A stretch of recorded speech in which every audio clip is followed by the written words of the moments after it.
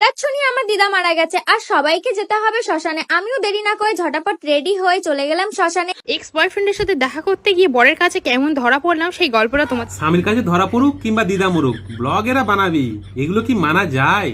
Blogger মানে ভিডিওতে বিরিয়ানি থাকবি, আর এই বিরিয়ানি থেকে ওরা হ্যান্ডেল মারতে লেগে যায়। বিরিয়ানি, চিকেন চাপ, খাসির মাংস, যা বিরিয়ানিতে ডাইনোসরের মাল পড়ে গেল। দাদুর লাল জাঙ্গিয়ে তারপর সে দাদুর লাল জাঙ্গিয়ে দিয়ে মোগলাই পোহাটা বানিয়ে দিল। হ্যাঁ, এখন কি যে সোশ্যাল মিডিয়াতে ব্লগের নামে এমন হাঁকছে যে পায়খানা বাথরুম গুলো হাগার অভাবে মারা যাচ্ছে। তাই বাথরুমে এখন রান্না করছে আর হাঁকছে এখন ইনস্টাগ্রামে। আর যেদিনই রোস্ট করবো তেল ছাড়া, এই জলদি ভিডিও শুরু করতে পারা। আমাদের পশ্চিমবঙ্গে এখন আলট্রা পুরো ম্যাক্স লেভেলের ছাপড়ি জন্ম নিয়েছে।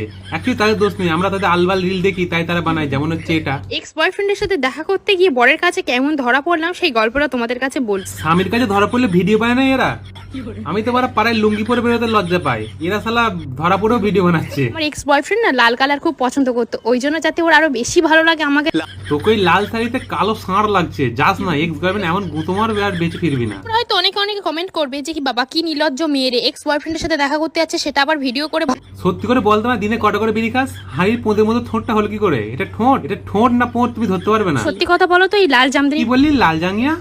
সত্যি কথা বলো তো এই লাল জামদানি, ও সরি, লাল জামদানি। জামদানিটা পরে কি আমাকে লাল পরি লাগছে? তোকে লালপুরি নাই, মিতালি বেরি লাগছে। আমার বিয়ে হয়ে গেছে 3 বছর আগে, কিন্তু আমার ওর কথা খুব মনে জন্য ভাবলাম যে তাহলে একবার দেখা করাই যায়। 3 বছর আগে এক্স বয়ফ্রেন্ডের সেই কলা আর এই কেচাপের স্বাদ এখনো ভুলতে পারিনি। ঠিক এইরকম বার হতো। ঠিক। হঠাৎ শুনি আমার দিদা মারা গেছে আর সবাইকে যেতে হবে শ্মশানে। আমিও দেরি না করে ঝটাপট রেডি হয়ে চলে গেলাম শ্মশানে। আমার তো মনে হয় দিদার মৃত্যুর জন্য তুই দায়ী। সারা তুই দিদার শ্মশানে তুই ওই চিতায় ঝাঁপিয়ে যা সালা ছাপড়ি। চলো আমার দিদা মারা যাওয়ার আর শ্মশানের ব্লগটা তোমাদের সাথে শেয়ার করি। কি দিনকাল পড়ে গেল মানা, দিদাকে শ্মশান নিয়ে যাচ্ছে সেটাও ব্লগ করতে, ও বি মেকআপ করে। আমার এইটা ভেবে খুবই খারাপ লাগছে যে আমার দিদা আমাকে ছেড়ে চলে গেছে, এই দুনিয়া ছেড়ে পুরোটা। আর কখনো দিদা চাইলেও ফিরে আসতে পারবে না। শালা তোর মতো নাতনি বাড়িতে আছে বলে তোর দিদা কচু গাছে গলায় দই দিয়ে মারা গেছে, এর জন্য তুই দাঁড়িয়ে তোর দিদার মৃত্যুর জন্য। তোর দিদা ফিরে আসতে চাই, তোর দিদা ভগবানকে গিয়ে এটা বলছে, হে ভগবান, আমাকে 5 মিনিটের জন্য ফিরিয়ে দাও বানা। আমার পুরা কাঠ দিয়ে আমার নাতনির ঘর ফাটিয়ে আসি, তবে এ শুধরাবে। আমি মরে গেছি তাও বানা আমার কথা নেই, চিতা নিয়ে আমার ভ্লগ বানাচ্ছে। আমার চিতার শান্তি হওয়ার জন্য আমাকে 5 মিনিটের জন্য ফিরিয়ে দাও। আমি আমার নাতনির 12টা বাজিয়ে আসি।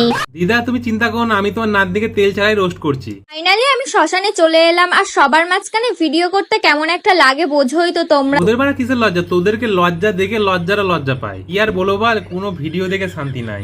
চাত ডান চাল শুন চুলার ডান চাল বানচাত আরে কি বাঞ্চত করছো রে মারা? এটা কি ভাষা? বাঞ্চত ভাষা নাকি? চিলানি সঞ্চব্দি উঞ্চুচ্চে বাঞ্চা পঞ্চটল বাঞ্চা মানচা আমার মনে হয় দিদি ভাই টুথপেস্টে গেঁজা মিশিয়ে খেয়ে এসছে, আলবাল বকে যাচ্ছে। মানচা মঞ্চন বুঞ্চুলা সেনচালাট লঞ্চন কাজ লেঞ্চে। আমার মনে হয় বৌদির দোকানে কোনো চাইনিজ ঘুরতে এসেছিল, তারপর বৌদিকে ধরে করে দিয়েছে, তারপর থেকে বৌদির ভাষা বার হচ্ছে। অঞ্চলিয়া জানচাবে অঞ্চত কাঞ্চাটা কাঞ্চাটি কঞ্চল। কোন চুলকে?